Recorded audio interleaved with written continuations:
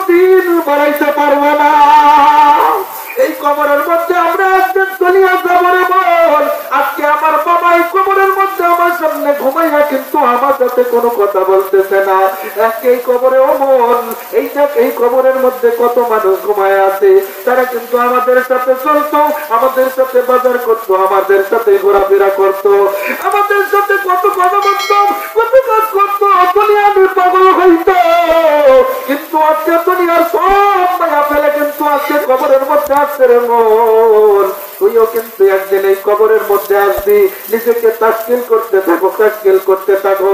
এমন একদিন সময় আসবে যেই দিন দেখবা মাইকের মধ্যে তোমার আমার রূহটা নাই। তুমি আমি একদিন দুনিয়ার থেকে বিদায় নিয়ে যাবো, যাবার সঙ্গে সঙ্গে মাইকের মধ্যে আওয়াজ হয়ে যাবে অমুকের সন্তান দুনিয়া নাই। এই খবরটা পাওয়ার পর দুনিয়ার এমন সব মানুষগুলো আমাকে দেখার জন্য দৌড়ায় আসবে। কেউ বা কাপড় আনতে যাবে, কেউ বা কবর খনন করার জন্য যাবে, কেউ বা বাঁশ কাটার জন্য যাবে, কেউ বা কাঠি আনার জন্য যাবে, কেউ বা বড়ই পাতা পানি দিয়া গরম পানি করে গোসলের জন্য প্রস্তুত করবে, কেউ বা হাম্মাম করে মশারি টানাইয়া গোসলের জন্য প্রস্তুত করবে। আমাকে আপনাকে ধরিয়ার সময় কিন্তু ওই কবরের মধ্যে যাওয়ার জন্য গোসল করাইবে। ওই কবরের ওই গোসলখানার মধ্যে নিয়ে আমাকে আপনাকে শেষ জীবনের গোসলটা কিন্তু করাইয়া দেবে। ওরে বড়ই পাতা গরম জলে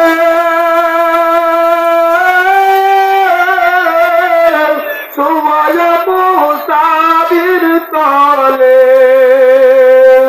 গোসল করাইবে তোমায় সুমায়া।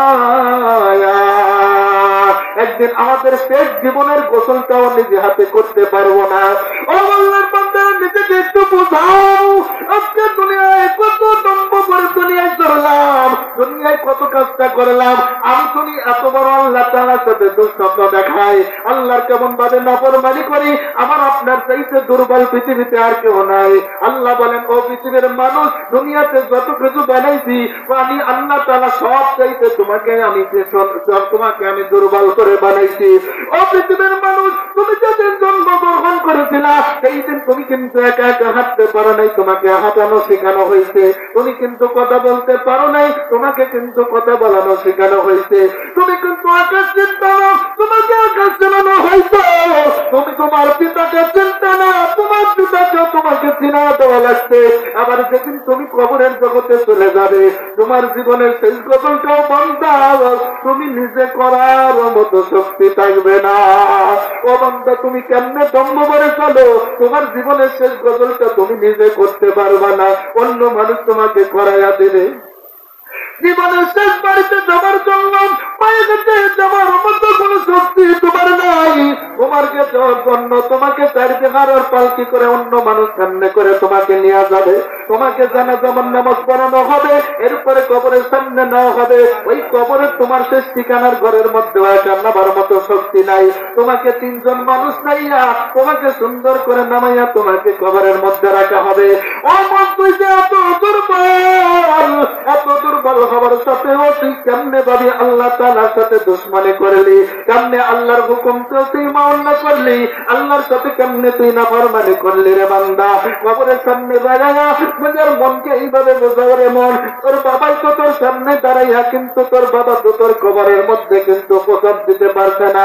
এই কবরের মধ্যে তুই আসবি, আল্লাহর রাসূল বলেন কবরের সামনে যায়া আগে জিয়ারতের দোয়া করবা না, এইভাবে নিজেকে একটু তাসকিল করবা। যেমন ভাবে মনের মধ্যে আগুন জ্বালায়া দেওয়ার পর মানুষের মোমেন্টটাকে যখন জ্বলতে জ্বলতে এক সময় মনের মধ্যে টপ টপ করে পানি পড়া শুরু হয়, নিজেকে এমন ভাবে তাসকিল করতে করতে এক সময় ওই রকম ভাবে কলিজার মধ্যে আগুন লাগার পরে কলিজাটা আস্তে আস্তে গলতে গলতে এক সময় দেখবেন চোখের মধ্যে পানি চলে আসবে। পানি আসার পর টপ টপ করে যখন পানিগুলো দুই চোখের পানি দিয়ে ফিরবে, ওই সময় তুমি কবর জিয়ারতের দোয়া করো, আসসালামু আলাইকুম ইয়া আহলাল কবর আগফিরুল্লাহু লানা ওয়া লাকুম। এরপরে তুমি দোয়া শুরু করো, এরপরে তাহলে তোমার নিজের সংশোধন হয়ে গেল। তুমি কলবের হিফাজত করার জন্য 4 নম্বর মেডিসিন হলো কবর জিয়ারত করা। কবর জিয়ারত করার সময় নিজেকে যদি এমন ভাবে তাসকিল করতে পারো এই কবরের মধ্যে তুমি আসতে পারবা, তাহলে তোমার কোনোদিন গুনাহ হইতে পারে না। আর যদি তোমার গুনাহ না হয় তোমার নিজেকে তুমি সংশোধন করে ফেললে। আর যেই ব্যক্তি নিজে সংশোধন হয়ে যায়, আল্লাহ পাক রব্বুল আলামিন বলে তারাই হবে আমার জান্নাতুল ফেরদাউসের ওয়ারিস। তাহলে নিজের কলবকে পরিশুদ্ধ করার জন্য গুণ কয়টা? 1 নাম্বার জিকির করা, 2 নাম্বার তেলাওয়াত করা, 3 নাম্বার মৃত্যুর কথা স্মরণ করা, আর 4 নাম্বার হলো কবর জিয়ারত করা। এই 4টা গুণ যাদের মধ্যে থাকবে, নিজের কলবকে সেই ব্যক্তি পরিশুদ্ধ করতে পারবে, আধ্যাত্মিক রোগ থেকে মুক্ত রাখতে পারতে পারে। আর 3 নাম্বার গুণ হলো নিজেকে পরিশুদ্ধ করা, নিজেকে শুদ্ধ করার জন্য, ইসলাম করার জন্য 4 নাম্বার গুণ হলো লজ্জা স্থানের হেফাজত করা। কি করা? লজ্জা স্থানের হেফাজত কেমনে করব? আল্লাহ তাআলা বলেন তোমাকে যে যৌবন আমি দিয়েছি এটা বৈধ পন্থায় তুমি সেটাকে বিলায়া দাও। স্ত্রীর জন্য স্বামী হলো বৈধ, এবং স্ত্রীর জন্য স্বামী হলো বৈধ, এবং স্বামীর জন্য স্ত্রী হলো বৈধ পন্থা। যদি তুমি অন্য জায়গায় এটা মেটাইতে চাও, তাহলে এটা হলো তোমার আরাম হলো। নিজেকে সংশোধন করতে পারলে না, নিজেকে হেফাজত করতে পারলে না। যদি তুমি এইভাবে নিজের যৌবনকে আটকায় রাখতে পারো, সংশোধন করতে পারো, আল্লাহ বলে তোমার নিজের ইসলাম হয়ে গেল। বলে সুবহানাল্লাহ। 3 নাম্বার গুণ হলো হুকুকুল ইবাদ, বান্দার হক আদায় করা। কি করা? বান্দার হক আদায় করা। আফসোস, আমরা আজকে মানুষের সাথে মুআমালা আমাদের এত খারাপ, এত খারাপ। যদি দোকান থেকে 1 কেজি আলু কেনার পরে ওই দোকানের সামনে দিয়ে আমরা আজকে যাই না, এতই আমাদের সমস্যা। ঠিক কিনা ধরে বলেন? আল্লাহ তাআলা বলেন যে আমার কাছে আসার জন্য তোমার বান্দার হক ঠিক রাখতে হবে। বান্দার হক ঠিক রাখার জন্য মাপকাঠি হলো 2টা। কয়টা? ধরে বলেন কয়টা? 2টা হলো মাপকাঠি।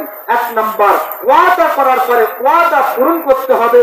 আর আমানত রাখলে আমানতের খেয়ানত করা যাবে।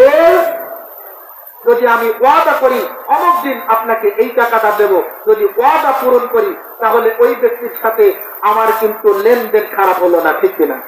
আমি আপনি যদি লেনদেন খারাপ করে মারা যাই, সন্তানেরা ডাক দেয়া বলে যে আমার আব্বা যদি আপনাদের থেকে কোনো লেনদেন করে থাকে আমাদেরকে বলবেন, দেওয়ার জন্য চেষ্টা করব, কিন্তু আসলে পরে দেয় না। এরকম নিকট আছে না নাই? এরকম আছে। আল্লাহ পাক রব্বুল আলামিন বলে বান্দা, আল্লাহ তাআলা তোমাদেরকে জান্নাতুল ফেরদাউসের ওয়ারিস বানাবে।